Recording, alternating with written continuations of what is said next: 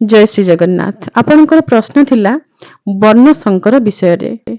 सनातन हिंदू धर्म रे जेते सबु ग्रंथ रहिचंती प्रत्येक ग्रंथ पुराण रे चारि गोटी वर्ण विषय रे वर्णना करा जायछि। एही चारि वर्णर नाम क्रमान्वय रे ब्राह्मण, क्षत्रिय, वैश्य एवं शूद्र।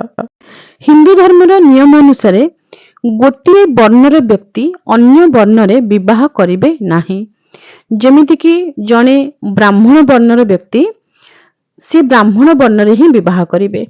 ब्राह्मण वर्णर पुरुष एवं ब्राह्मण वर्णर नारी उभय विवाह करिवे, किंतु ब्राह्मण वर्णर कौनसी पुरुष क्षत्रिय वर्णर कन्या किंबा वैश्य किंबा शूद्र वर्णर जो कन्या अछंती तांको सहित विवाह करिवे नाही।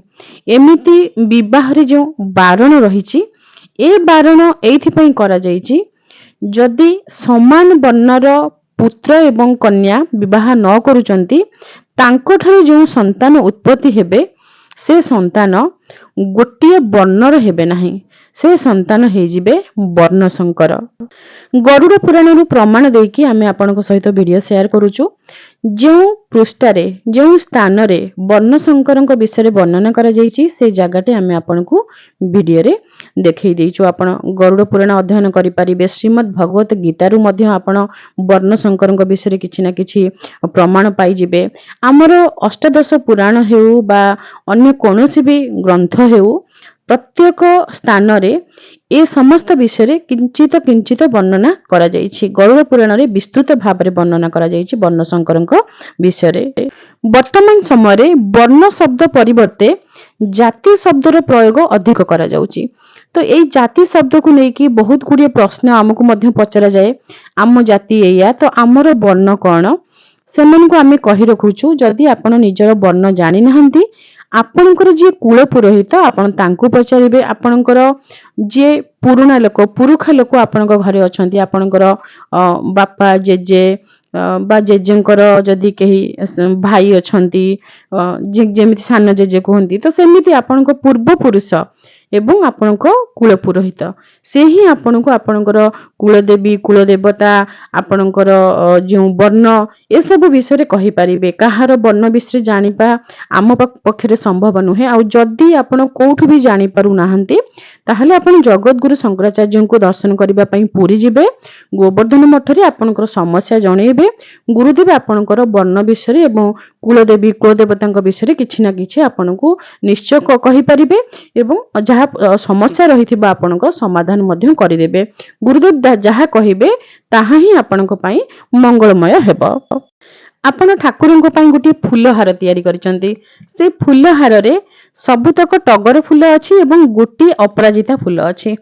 जने एमिति व्यक्ति को आपण डाकिबे जे कि फूलर ना जानि नथिबे। आपण तांको पचारिबे कि केते प्रकारर फूल मिसिकी फूल हारटी तयारी हेछि। से निश्चय देखिबे कि सबुतक टगर तो एका भई देखा जाउची, ता माने ये गोटे प्रकारर फूल। अपराजिता फूलटी टिके अलग प्रकार देखा जाउची, ता माने ये आ गोटे प्रकारर फूल। तार अर्थ दुई प्रकारर फूल मिसिकी गोटे फूल हार तयारी करा जाइछि। एठी आपनको कहिबार तात्पर्य हेउछि वर्ण संकर कहिले दुईटी वर्णर मिश्रण।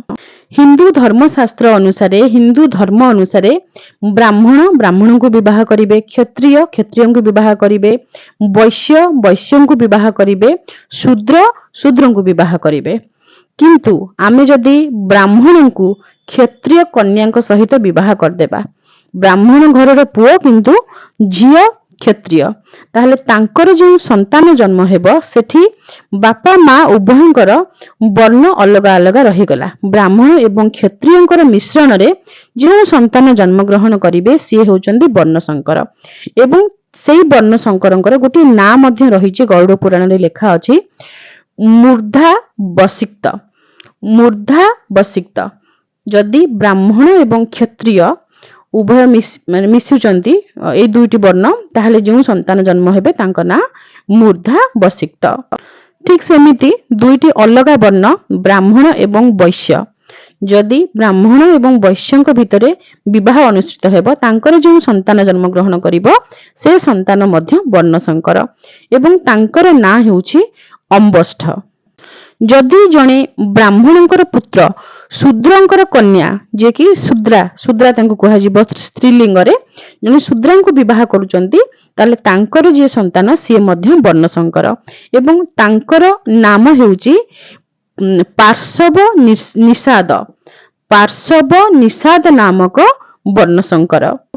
जदि जणे क्षत्रिय घरर पुरुष वैश्य कन्या को विवाह करिवे ताहाले तांकर जो संतान जन्म ग्रहण करिवो सी मध्य वर्णशंकर एवं तांकर ना गरुड़ पुराण अनुसारे माहिष्य।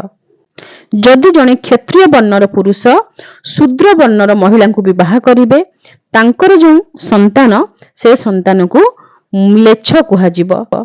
जणे वैश्य वर्णर पुरुष जदि शूद्र वर्णर स्त्री को विवाह करूचंती ताहले वैश्य एवं शूद्रंकर मिश्रण रे जो वर्ण संकर जन्म ग्रहण करिवे तांकर नाम करण। जदि जणे क्षत्रिय पुरुष एवं ब्राह्मण कन्या विवाह करूचंती कन्या रहिबे ब्राह्मण पुरुष रहिबे क्षत्रिय ताले जो संतान जन्म ग्रहण करिवे से संतान हेउचंती सूत। जणे वैश्य पुरुष एवं ब्राह्मण कन्या जदि विवाह करूचंती तांको ठारू जो संतान जात हेबे से मध्य वर्णशंकर एवं तांकर नाम वैदेहक।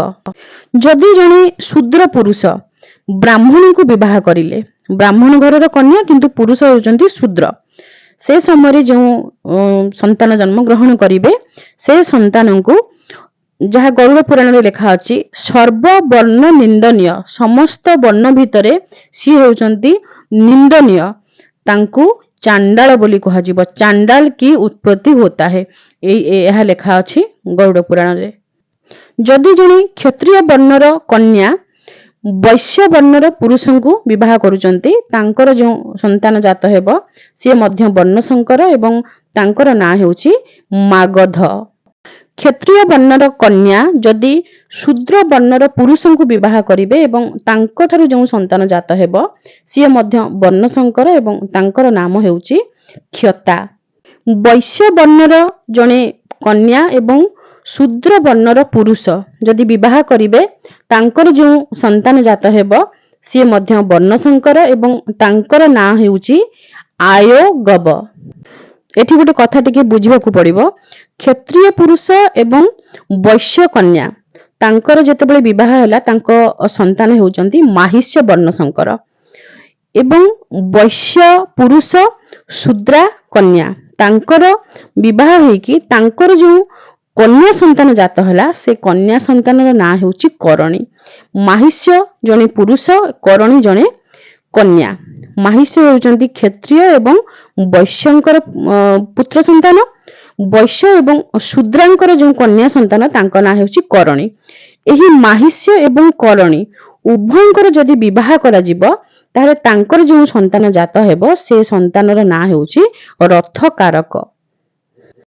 ब्राह्मण क्षत्रिय वैश्य शूद्र एही चारि वर्ण जदि आमे क्रमान्वये देखिबा सबुठारु श्रेष्ठ वर्ण प्रथम वर्ण हेउचंती ब्राह्मण। ब्राह्मणଙ୍କ तळକୁ क्षत्रिय तांको तळକୁ वैश्य एवं तांको तळକୁ शूद्र एही भଳି भाबरे क्रमान्वये चारि गोटी वर्ण।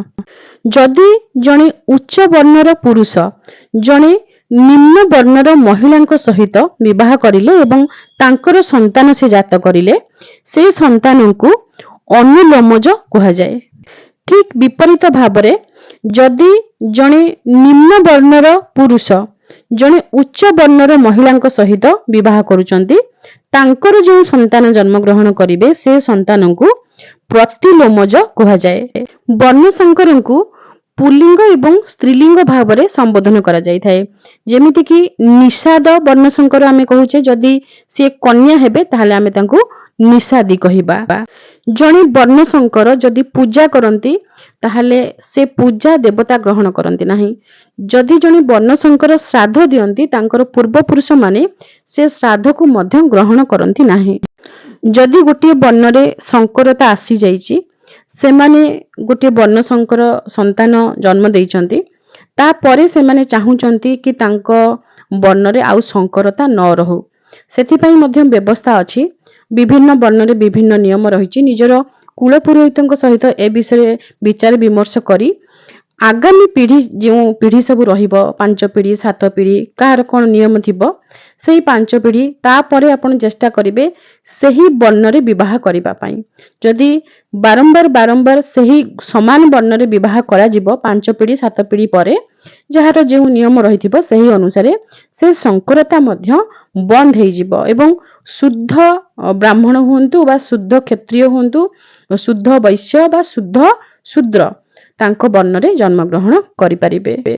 जदि ए वर्ण संकर व्यवस्था बंद करा न जिवो ताहाले एहा सबुआडे व्यापी जिवो।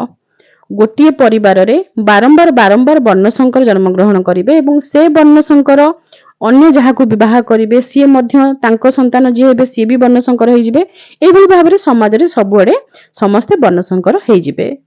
समस्त वर्ण संकर हेइ गले असुविधा कौन हेबो जो वैदिक परंपरा आमे कहूचे वैदिक सनातन धर्म कहूचे ये धर्म ये संस्कृति ये परंपरा को आउ किए बंचई रखिबो काहेकि ना वर्ण संकर मानकर कोनोसी पूजा अनुष्ठान करिवार अधिकार नाही। से माने जदि भी पूजा दियंती ताहा देवता ग्रहण करिवे नाही पितृ भी ग्रहण करिवे नाही पितृ अपूजा रहिबे देवता अपूजा रहिबे जहा द्वारा हमर सनातन धर्मर जो मूलदुआ अछि से मूलदुआ ही भुसुड़ी पड़िबो। सेइथि पई जे माने सनातन हिंदू धर्मर विरोध करती से माने प्रथमे वर्ण व्यवस्था को ही नष्ट करिथांती।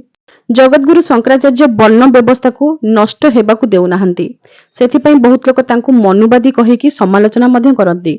जेते जे समालोचना करंतु तांकर जीवन प्रति मध्य विपद रहिछि तांकू मारी देबा पई बहुत लोक चक्रांत करंती ता सत्त्वे भी गुरुदेव सब बेले वर्ण व्यवस्था विषय रे ही बुझांती। वर्ण व्यवस्था को नष्ट हेबाकू दियंती नाही काहेकि ना गुरुदेव जानिचंती वर्ण व्यवस्था जदि नष्ट होई जिवो ताले सनातन धर्मर केते बड़ क्षति हबो। गुरु ग्रंथ एवं गोविंद को मानिकी चलंतु केबे भी भूल मार्ग रे जिबे नाही। रहुछु जय श्री जगन्नाथ।